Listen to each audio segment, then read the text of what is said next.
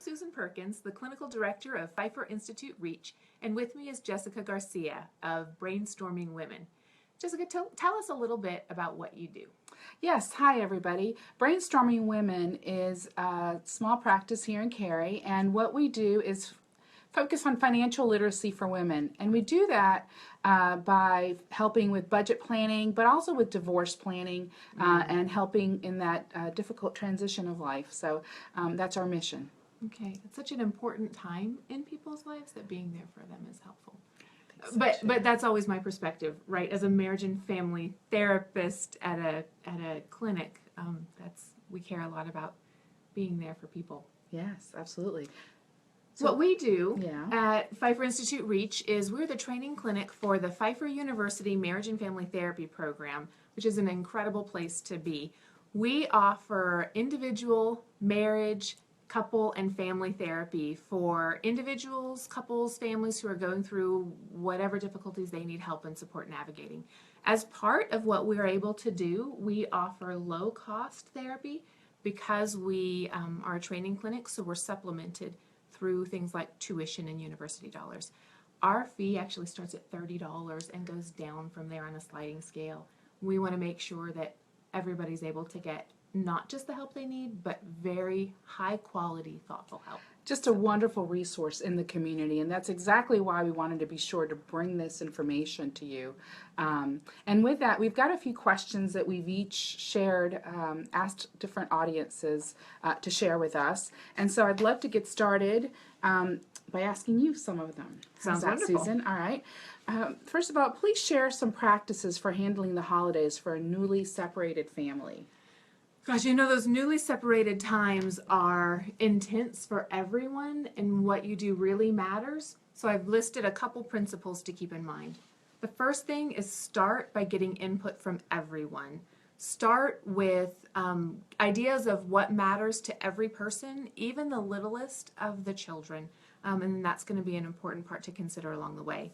But second, know the parameters. So if you already know that you're not going to be able to go to grandma and grandpa's house because of whatever reason, don't offer that as one of the possibilities in the first place. So know the parameters, get input from everyone, and then decide what's going to happen. Be as clear as possible so that everybody knows what the plan is.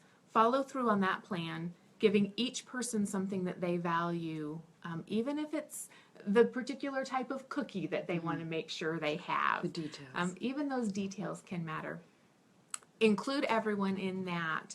And finally, I think it's also important to just remember this is a newly separated family. You're in transition. It's okay for people to be sad. This is not going to be the best holiday everyone remembers. What you're looking for isn't a wonderful event that everyone is happy the whole time. You're looking for a few good moments for everyone and some opportunities for each family member to connect in meaningful ways with each other. A lot of times that means supporting each other in sadness and reassuring each other that it's going to be okay. Well, and some thoughts come to mind that it's not a permanent situation. Right. It's temporary. Right. But also that what an opportunity to start making new memories, new traditions. Absolutely. Very It's a good. good way to talk about it. Yes. All right. So the next question is, Susan, what suggestions do you have to help a spouse understand the value of going to couples therapy? I laughed when I saw that question in the preparation because I would probably say 85-90% of the time when couples come for therapy, it's one person who has kind of drugged the other person there with them, and that's okay. It's not ideal, but we'll start with whatever people bring to us. A couple things in having that conversation with your partner prior to coming to therapy. The first thing, think through what you need. If you know that you're at a point where you've tried everything you know to try and you need an outside person's help, then let your partner know that's what you need. Be honest. Be honest about what you'll do based on what their responses are, what they do and don't change, and what you are and aren't willing to change. Be honest without giving ultimatums if possible. Support what they need as well as what you need, and let them know this is what you're looking for and here's how you think it's possible to get it. support, make as many of those decisions as possible so that the path is smooth. Look at our website, which is Pfeiffer, PFEIFFER.edu/reach. We have information about connecting with us if that affordability is important. We also have lots of other resources on our site. Find a good therapist in the community and make an appointment. Awesome. So how soon or when is, if there is an ideal time or the best time, to tell the children about a divorce? This is a difficult conversation. Mm-hmm. There's never an easy time to have that conversation. Kids are so tuned in to what's happening in families and to conflict. It's not a surprise to let them know that there's conflict. Before a decision to divorce has been made, it can be helpful to say things to children like age-appropriate things like, we're having a tough time right now. We're trying to figure out how to work together. No matter how your dad and I or your mom and I work together, we're always going to take care of you. So letting them know that there's difficulties along the way is okay. Then once a decision has been made to divorce or to separate, let the partner talk with your partner about what the major decisions are. Make the major decisions that you're going to be making together, and then let your children know what those basic parameters are. It's not really fair to bring kids in and say, we're going to divorce, but we don't know what's going to look like. We don't know where you're going to live or who's going to be where or how anything is going to work, because that just creates a tremendous amount of instability and fear in kids. Mm-hmm. One of the most important things to do is to create stability and security for children during a separation and divorce. So let them know once the decision's been made, once some of the major parameters and arrangements are set, and then let them know what those will be and get their input. Ask them how you can help this be a smooth transition for them. And given that, are there signs or what should you look for, or how do you tell that a child could benefit from therapy? It's a great question. When parents are going through difficult times, sometimes they're even more tuned in to what's happening with their children. Look specifically for changes. We look for changes in behaviors and changes in emotions. So if kids are suddenly very happy, that actually can be a sign that they think they have to fake it for you. Mm. If children are suddenly very withdrawn, if they're really argumentative or irritable, if there are changes in their grades at school or changes in how they're interacting with their peers, all of a sudden there's a lot of conflict or there's lots of girl middle school drama that was never there before. Those kinds of things can be signals that your kids they're not coping effectively and they could use an extra layer of support. Thank you. And finally, should parents sit in with therapy when the therapy for the child is taking place? That's a great question, and I hate to give a yes but answer. So yes and. The approach that I've studied is marriage and family therapy. So we always are thinking systemically. We're thinking about the relationships between people. I couldn't work effectively with a child or an adolescent if I didn't connect with the parents and understand their take on what's happening with themselves and with the children in the family. Having said that, sometimes it's most helpful to bring parents in the beginning and get that background information, and sometimes it's most helpful to work with the families overall. So a couple things to think about. One, work with your therapist. Your therapist is going to be working from a particular theoretical perspective. They'll help guide you in that, what you need and what they need to be successful. And then the second thing is therapy needs to be a safe place for the children. Sometimes that means time alone without mom and dad, where they can say whatever they need to say without filtering. Sometimes that means that they really need to focus on the connections with mom and dad, and that's where their safety is going to be. Then I would bring the parents in more if that was the focus. Definitely. But work with your therapist. They'll help you do what's going to be most effective. Awesome. Thank you, Susan. I appreciate that. And if you would give them your website one more time. Oh, our website is Pfeiffer, it's PFEIFFER.edu/reach, REACH. Thanks. Yeah, and I have questions for you. Awesome, I have right. asked around to see what some of the people in the therapy and the teaching world are wondering about finances and divorce. Some great questions that I'm interested in hearing the information too, so that I can be more effective as well. My first question is, what information do you give women that most surprises them? Well, I'd say that most surprises them is, first of all, the amount of information that is needed up front in terms of financial information. And so I have a checklist that I give to them, and it can be overwhelming because in order to truly assess their financial options, we need this information so that we can prepare. In Wake County, it's called a financial affidavit, and I think that's the term used broadly, but there's a specific form. And so we've got to determine monthly expenses. And so that's where it gets, wow, I didn't know, I hadn't thought of that, or groceries. It just surprises them, the detail that is needed, I think. But then also things like having documents that are important as part of your financial life that perhaps you hadn't thought about. And so that's the piece that I think is surprising. But then frankly as well, that when you're trying to figure out what the support is that you need financially, there is a limit. It's a finite number based on income because you're taking one pool of income and splitting it into two. And so that's the reality sometimes that hits hard.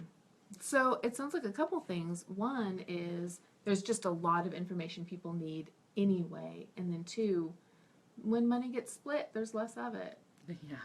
What are some of the pieces of information that are important for all women to know about their family finances? I think, I've been thinking about this because with my clients that I've had the fortune of working with, I think that having some sort of organizational system in place. I had one client that just, she had a binder with everything. And I was so impressed. Yes, and some spreadsheets. So she had it together in that regard. In anticipation of this process. So it wasn't that she had it over the many years of marriage, it's that she went through this process ahead of time. And so I think that that's key whether you're considering a separation or divorce or not. I think what I find is that we just need to have more awareness of our financial life. And that means, what accounts are you joint on or not? What is out there? And so, it means different things to different people because everyone's financials look different. But overall, it's just, I'd say, awareness. Okay. Very helpful. Awareness and organization. These are important things in life. For everyone, yes. Yes. What are some things that women who meet with you say they wish they had known sooner? It ties back to knowing what they're going to need. So the biggest thing is they wish they had thought about themselves a little more. And I think I'm guessing you might encounter this in the work you do. Yes. But that is a common theme, is that they wish they had thought of themselves, not selfishly, just what might I need, what might I want to do, not just what everyone's needs are ahead of me, and that's okay because that's my role or my duty or whatever, however one interprets that. But that's what I have found to be. So that just self-care and personal identity becomes a really important piece. It is easy to put that aside, so it's a good reminder regardless of what happens in life. What are warning signs that a spouse is hiding or lying about money?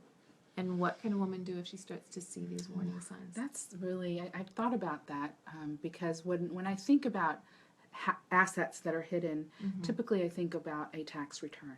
You want to see if there's been a change, and not everyone's going to be able to look at that. So so a professional can help you and see that different schedules might look suddenly very differently. So it's important to be in tune, because the tax return has some good information. So be there when the taxes are being done and the questions are being asked. Okay. Be part of it, I'd say.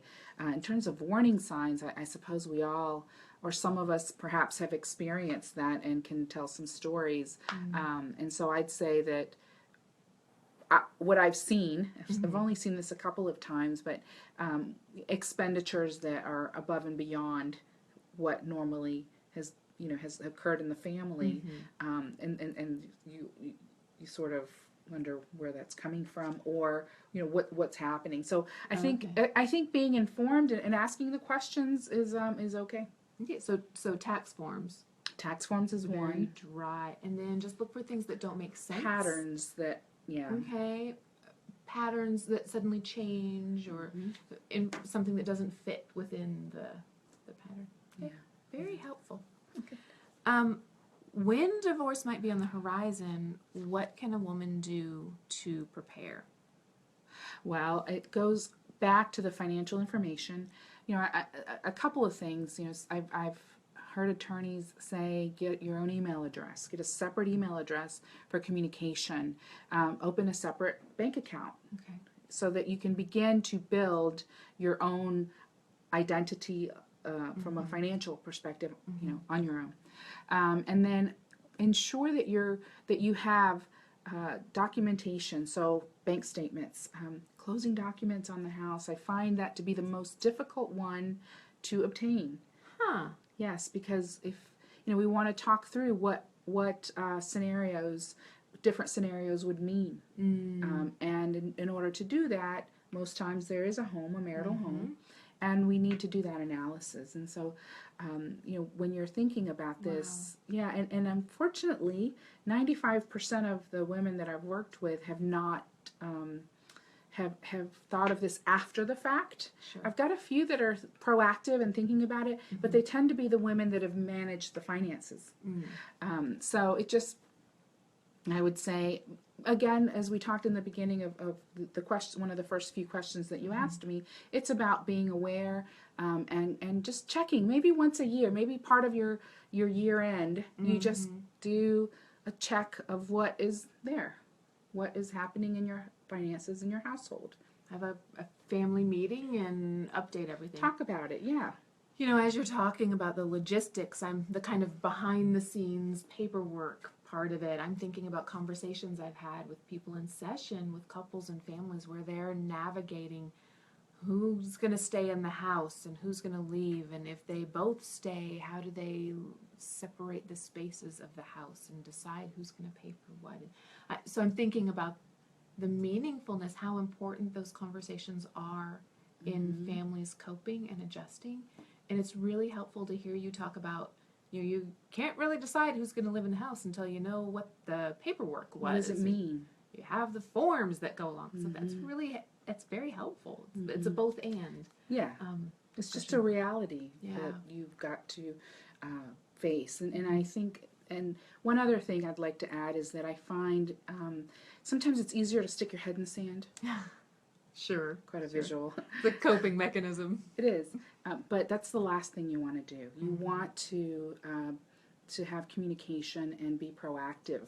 I think that's the key word that comes to mind is be proactive, not reactive. That's great advice. So the last question I have for today is, when a couple with children divorces, how are finances for children determined? Does, kind of what you typically hear is this person has more custody and this person doesn't have the kids as much, and so the person who doesn't have the children as often ends up paying child support. But is that just a given? How is all of that figured out?